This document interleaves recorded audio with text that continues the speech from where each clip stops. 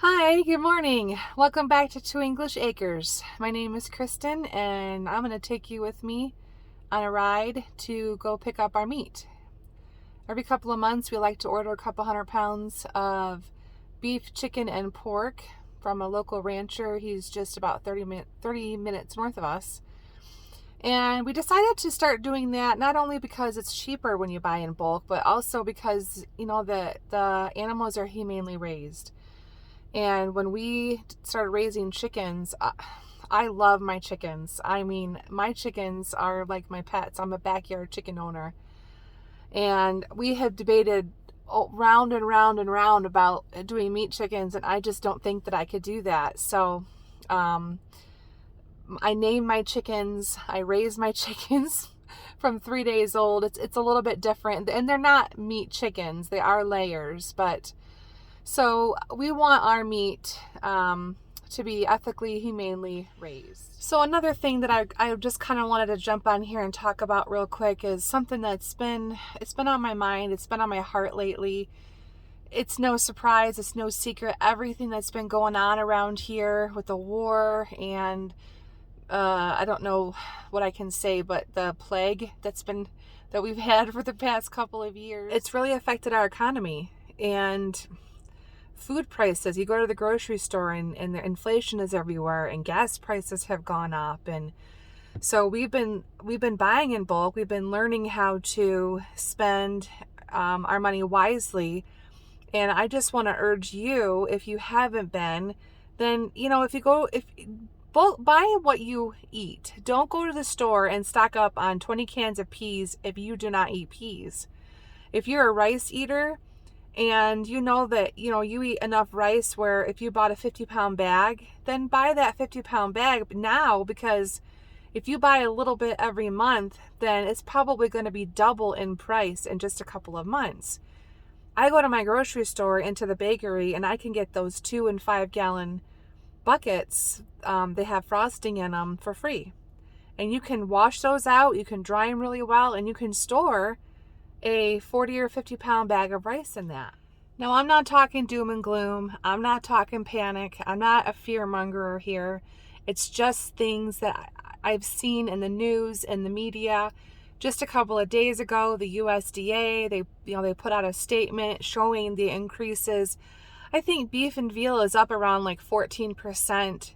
Chicken is up, dairy is up. I saw something where butter might be hard to buy. We use a lot of butter, so I'm not panicking, but I thought I might as well get 3 months worth of butter, and I stuck it in my freezer. So, it's kind of, it doesn't have to be like the great toilet paper, like where's Waldo? Where's the toilet paper? There was absolutely no toilet paper to be found. It doesn't have to be like that, but just be wise. I'm a woman of faith, and I believe in God, and I know that God is going to supply for us, but He also has given us wisdom to do some things. And so for my family, buying in bulk and making sure that we're not paying these high premium prices in 6 months, because we don't know where we're going to be in 6 months.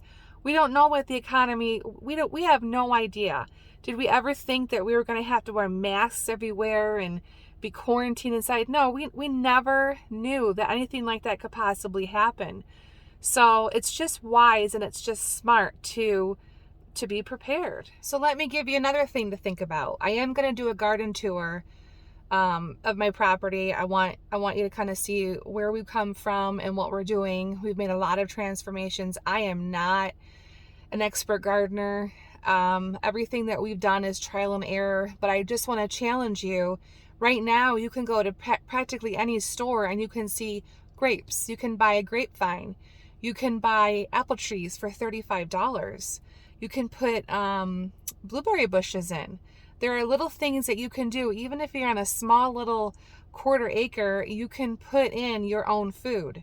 You can do container gardening, and you can put potatoes in 5 gallon buckets. There's things that you can do.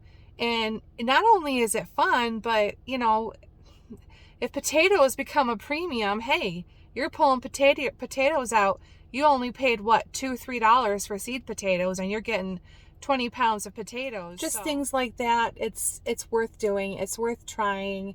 It's food security. You know, we've got loads and loads of raspberries. So if you are my neighbor, if you are in Southeast Michigan and you want raspberries, I will give you raspberries. We have got raspberries coming out of our ears. We're about to pull a ton of them out. There's just too many. They've become so invasive. So I guess my point is just start to give yourself a cushion.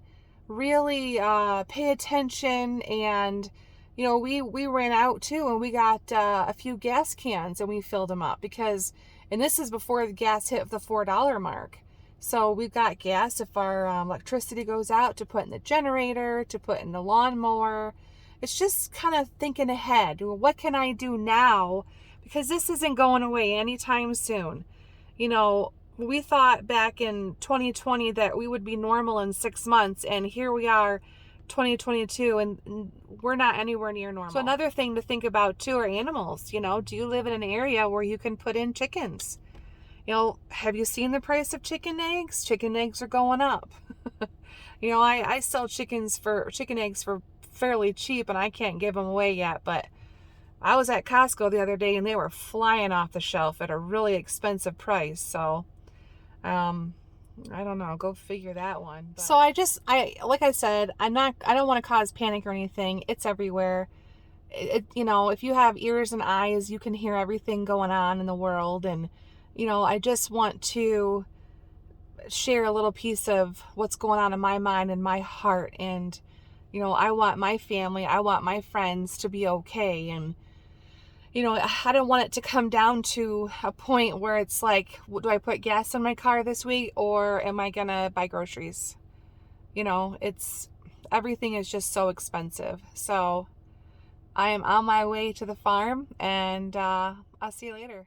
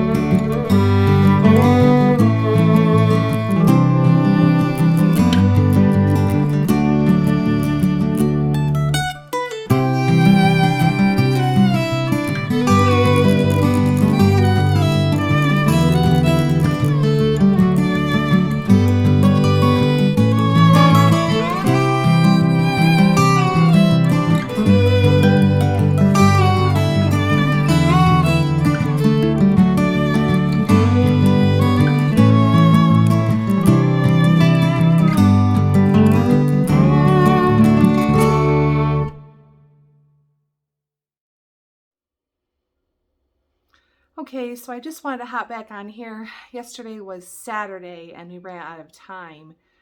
Mike and I were car shopping. It's not the right time to car shop, but our lease, it ran out in January, and I've been borrowing my dad's car just to get me back and forth. I'm training for a new job.